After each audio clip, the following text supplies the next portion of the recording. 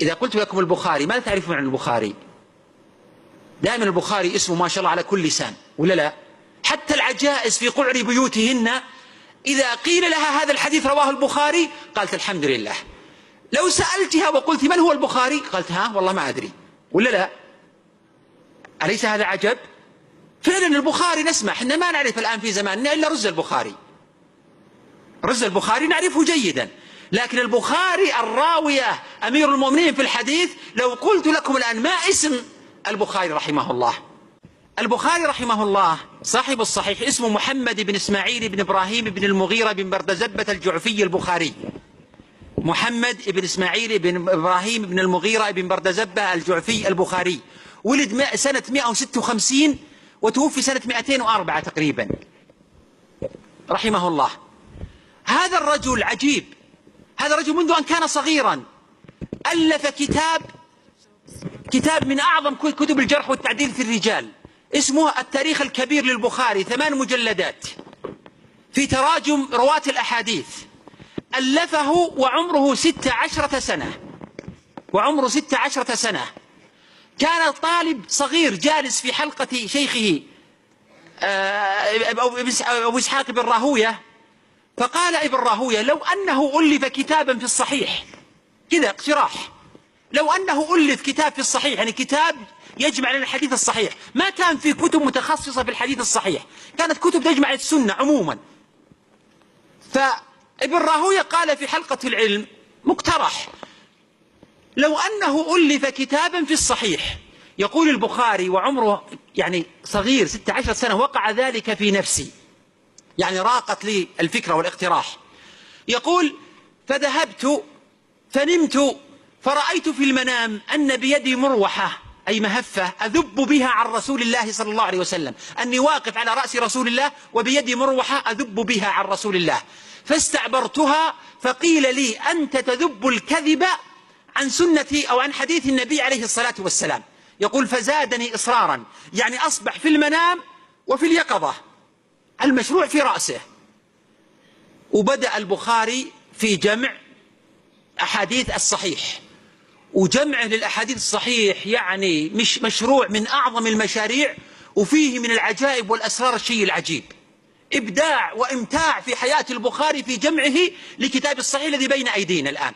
حنا فقط الآن نأخذه يعني نشتريه من المكتبة أو حتى يأتينا عبر النت وندخل فيه ونقرأ ونحن مرتاحون ومبسوطون، لكن ما قصة هذا الكتاب، ما قصة التأليف، ما الحجم الذي بذله. هذا البخاري ليس عربي، أعجمي بخاري، ألف أعظم كتاب وأصح كتاب بعد كتاب الله بعد القرآن الكريم هو صحيح البخاري. أجمع العلماء، علماء أهل السنة، أن أصح كتاب على وجه الأرض بعد كتاب الله بعد القرآن هو صحيح البخاري. سبحان الله، من هذا الشاب، من هذا الإنسان الذي استطاع أن ينال هذه المرتبة وهذه المكانة وهذا الحب في قلوب المسلمين، مع أنه لا نعرف حتى اسمه، الكثير منكم لا يعرف حتى اسمه. ما هو السر الذي جعل البخاري ينال هذه المكانة وهذه المرتبة؟ عمل عملا عجيبا هذا الرجل. هو أولا شرط شرطا في صحيحه، أولا قال لا أضع في كتابي هذا إلا الصحيح. متى يكون الحديث صحيحا يا أخوات؟ ما هو تعريف الحديث الصحيح؟ 5 شروط. ما اتصل سنده، هذا تعريف الحديث الصحيح. لا يمكن أن يكون الحديث صحيح، هذا من إبداع العلماء، وضعوا 5 شروط.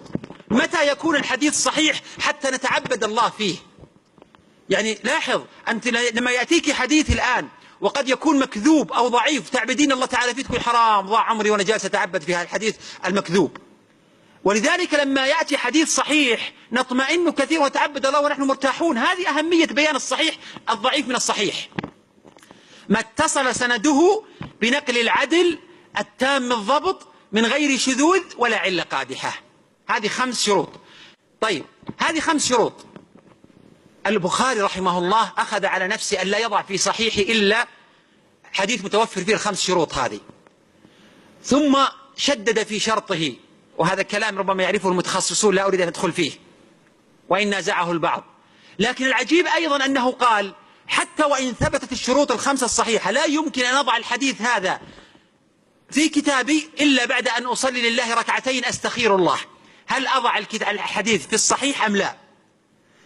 عدد أحاديث صحيح البخاري بدون المكرر كم؟ 2600 عدد أحاديث صحيح البخاري بدون المكرر. بالمكرر يمكن تصل 10,000 حديث، لكن بدون المكرر 2600. يعني سأسألكم كم صلى البخاري من ركعة حتى يؤلف لنا الصحيح؟ ركعة استخارة كم صلى لنا من ركعة؟ إذا كان عدد الأحاديث 2600 ولا يضع حديث في صحيحه إلا بعد أن يصلي لله ركعتين، كم؟ أكثر من 5000 ركعة. يا الله، هذا الجهد العجيب، أكثر من 5000 ركعة حتى يخرج لنا هذا الصحيح. ولذلك لا تستغربون أن صحيح البخاري ينال هذه المرتبة العظيمة، لأن خلفه مشروع كبير جدا وجهد كبير جدا. كان يسافر من خرتنك في بخارى إلى المدينة إلى بغداد من أجل أن يتثبت من حديث واحد صحيح.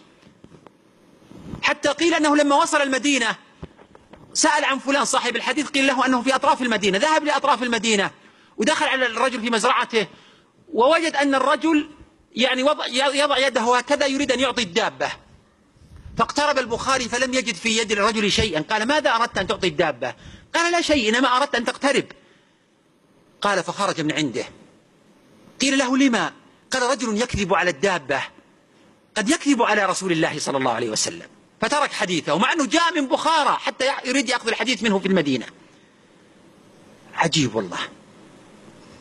يقول البخاري بنفسه: أرجو أن أقابل الله ولا يسألني أني اغتبت أحدا. مع أن كل التوثق إذا أردنا أن نتثبت من حديث يسأل عن جميع رواة الحديث، وربما يقال له فلان كذاب وفلان دجال وفلان ليس بثقة وفلان صدوق وفلان فيه لين وفلان فيه كذا. هذه كل كلمات تنقص للناس. لكنه رحمه الله ألف كتابا وعمره 16 سنة في الجرح والتعديل في التراجم، 8 مجلدات، اسمه التاريخ الكبير.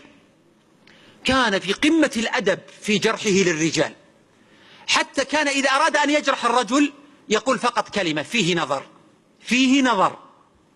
وعرف العلماء أن إذا قال البخاري عن رجل فيه نظر يعني خلاص عليه السلام انتهى. إذا قال البخاري فيه نظر يعني انتهى خلاص. هذا مقتطف فقط سريع في تأليف صحيح البخاري حتى تعرفون قضية الإبداع والإمتاع.